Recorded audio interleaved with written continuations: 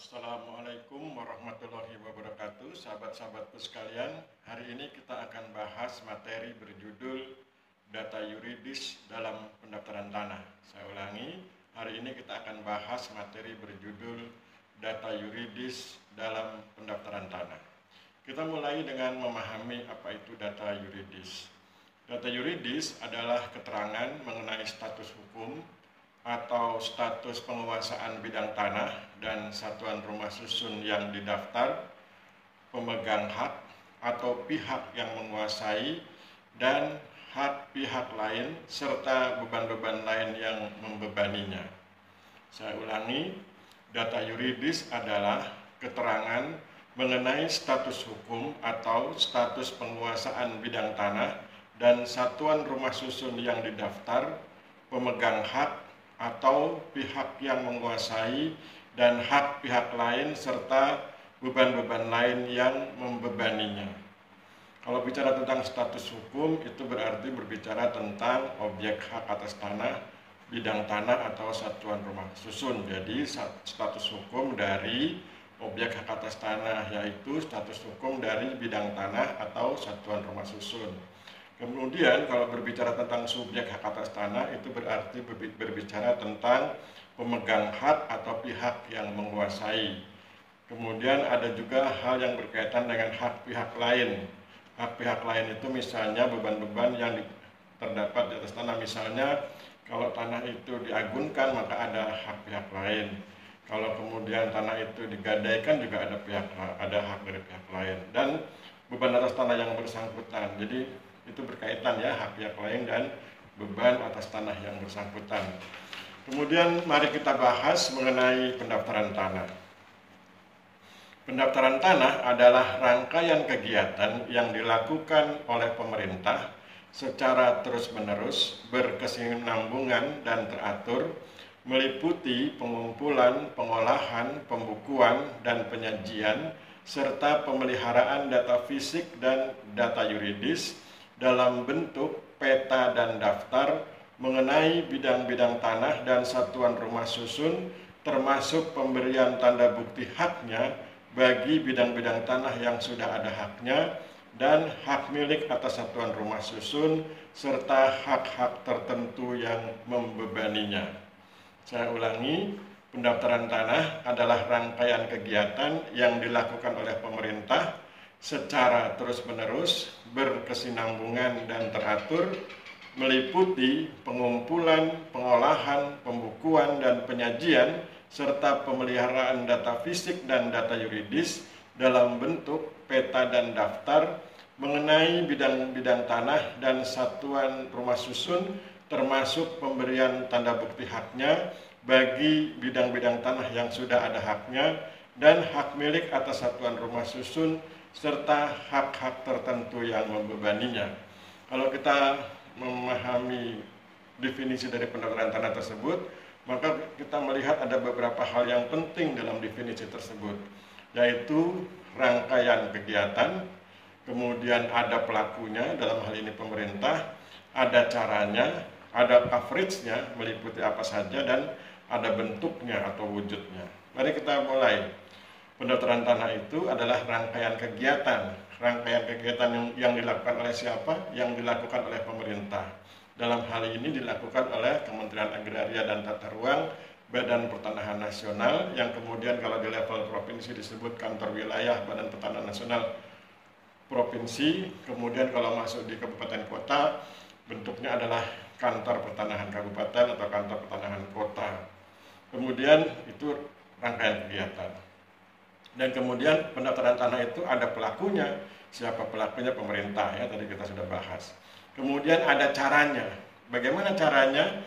Di dalam definisi pendaftaran tanah itu disebutkan secara terus-menerus, berkesinambungan, dan teratur. Jadi pendaftaran tanah itu dilakukan secara terus-menerus, berkesinambungan, dan teratur, sehingga semua bidang tanah di Indonesia dapat di-cover oleh pendaftaran tanah. Kemudian ada coveragenya, meliputi apa saja. Di sini disebutkan bahwa pendaftaran tanah itu meliputi pengumpulan, pengolahan, pembukuan, dan penyajian, serta pemeliharaan data fisik dan data yuridis. Kemudian dikatakan ada bentuknya atau ada wujudnya, maka bagaimana bentuknya? Bentuknya berupa peta dan daftar. Peta dan daftar mengenai apa? Mengenai bidang-bidang tanah dan satuan rumah susun, termasuk pemberian tanda bukti haknya bagi bidang-bidang tanah yang sudah ada haknya dan hak milik atas satuan rumah susun serta hak-hak tertentu yang membebaninya. Ya, jadi saya ulangi, ada bentuknya berupa peta dan daftar. Peta dan daftar itu mengenai apa? Mengenai bidang-bidang tanah dan satuan rumah susun, termasuk pemberian tanda bukti haknya bagi bidang-bidang tanah yang sudah ada haknya dan hak milik atas satuan rumah susun serta hak-hak tertentu yang membebaninya. Sekarang mari kita bahas materi berikut. Masih dengan judul yang sama, yaitu data yuridis dalam pendaftaran tanah. Kita sekarang berbicara tentang formulir penting dalam pengumpulan data yuridis. Maka diketahui bahwa formulir penting dalam pengumpulan data yuridis yaitu daftar isian 201. Saya ulangi, formulir penting dalam pengumpulan data yuridis yaitu daftar isian 201. Apa itu DI 201 atau daftar isian 201? DI 201 atau daftar isian 201 adalah risalah penelitian data yuridis dan penetapan batas. Saya ulangi, DI 201 adalah risalah penelitian data yuridis dan penetapan batas. Apa isinya dari risalah tersebut? Risalah tersebut berisi identifikasi bidang tanah dan yang berkepentingan, kemudian data tentang pemilikan dan penguasaan hak atas tanah, kemudian kesimpulan dari Satgas Yuridis atau kepala seksi yang relevan, kemudian informasi tentang sanggahan atau keberatan, kemudian kesimpulan akhir dari ketua panitia adjudikasi atau kepala kantor pertanahan, dan akhirnya berupa keputusan kepala kantor pertanahan atau ketua panitia adjudikasi. Jadi saya ulangi, risalah penelitian data yuridis dan penetapan batas atau daftar isian 201 atau orang menyebutnya dengan singkat DI 201 berisi 1. Identifikasi bidang tanah dan yang berkepentingan, 2. Data tentang pemilikan dan penguasaan hak atas tanah, 3. Kesimpulan Satgas Yuridis atau kepala seksi, 4. Sanggahan atau keberatan, ini setelah diumumkan bila ada sanggahan atau keberatan dicatat. Kemudian 5. Kesimpulan akhir ketua panitia adjudikasi atau kepala kantor pertanahan setelah melihat kesimpulan dan membandingkannya apakah ada sanggahan atau tidak ada sanggahan, maka kemudian diambil kesimpulan akhir. Kemudian yang keenam adalah keputusan kepala kantor pertanahan atau ketua panitia adjudikasi mengenai bidang tanah yang bersangkutan. Sekarang kita mari masuk lebih dalam ke DI 201. Tadi dikatakan bahwa DI 201 antara lain berisi identifikasi bidang tanah yang berkepentingan. Saya ulangi, DI 201 antara lain berisi identifikasi bidang tanah dan yang berkepentingan. Apa saja isinya itu? Apa saja isi dari identifikasi bidang tanah dan yang berkepentingan? Maka yang pertama tentu saja bidang tanahnya, letak tanahnya di mana. Kemudian yang kedua yang berkepentingan, namanya siapa, kemudian nomor induk kependudukan, pekerjaan, tanggal lahir, tempat tinggal, dan lain-lain. Kemudian yang ketiga juga memuat sketsa bidang tanah, sketsa bidang tanah. Kemudian yang keempat memuat persetujuan batas bidang tanah. Itu nanti dicantumkan nama tetangga yang berkepentingan dan tanda tangan persetujuan dari tetangga yang dimaksud. Itu mengenai isi dari identifikasi bidang tanah dan yang berkepentingan. Sekarang mari kita beralih ke isi dari data tentang pemilikan dan penguasaan hak atas tanah.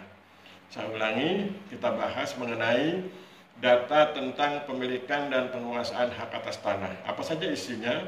Data tentang pemilikan dan penguasaan hak atas tanah itu isinya cuma 3, yaitu pertama, pemilikan penguasaan tanah, kedua, yang mengumpulkan data siapa, dan yang ketiga yang berkepentingan siapa. Ya, jadi data tentang pemilikan dan penguasaan hak atas tanah berisi 3 poin. 1. Pemilikan atau penguasaan tanah. 2. Yang mengumpulkan data, nanti ditulis siapa yang mengumpulkan data dan tanda tangannya. Kemudian 3. Yang berkepentingan siapa dan tanda tangannya. Nah, yang mari kita bahas lebih detail mengenai pemilikan penguasaan tanahnya. Jadi kan tadi poin 1 kan pemilikan penguasaan tanah, 2 yang mengumpulkan data, dan 3 yang berkepentingan. Sekarang kita masuk di poin 1-nya, pemilikan penguasaan tanah. Apa saja yang dimuat di dalam pemilikan penguasaan tanah? Yang dimuat adalah bukti-bukti pemilikan penguasaan, kemudian bukti perpajakan, kemudian kenyataan penguasaan dan penggunaan tanah, kemudian bangunan di atas tanah, status tanahnya, apakah tanah dengan hak adat perorangan, apakah tanah negara, apakah tanah bagi kepentingan umum, dan lain-lain. Nanti diisi ya sesuai dengan itu. Kemudian beban-beban atas tanah, kemudian bangunan kepentingan umum dan sosial yang ada di atas tanah bila ada, kemudian sengketa atas tanah bila ada atau tidak. Kalau ada dicatat, kalau tidak ada juga dicatat. Jadi ada beberapa hal penting dalam data tentang pemilikan dan penguasaan hak atas tanah, yaitu data pemilikan penguasaan tanah, data nama petugas dan tanda tangannya yang mengumpulkan data, kemudian yang berikutnya, yang ketiga adalah yang berkepentingan. Kemudian kalau kita masuk ke poin 1-nya, pemilikan atau penguasaan tanah itu terdiri dari atau harus mencatat hal-hal yang berkaitan dengan bukti-bukti pemilikan penguasaan, bukti perpajakan, kenyataan penguasaan dan penggunaan tanah, nanti ditulis tentang riwayat kepemilikan dan kemudian penggunaan tanahnya, kemudian bangunan di atas tanah, kemudian juga dicatat mengenai status tanahnya, apakah tanah dengan hak adat perorangan, apakah merupakan tanah negara, apakah merupakan tanah yang diperuntukkan bagi kepentingan umum atau yang lainnya, dicatat di situ. Kemudian dicatat juga beban-beban atas tanah, kemudian bangunan kepentingan umum dan sosial di atas tanah tersebut bila ada, kemudian sengketa atas tanah juga dicatat baik ada maupun tidak ada. Kalau tidak ada ditulis tidak ada. Itu mengenai data tentang pemilikan dan penguasaan hak atas tanah.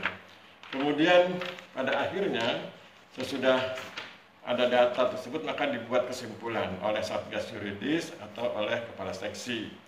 Isi kesimpulannya adalah 1, pemiliknya atau yang menguasai tanah adalah siapa, ditulis.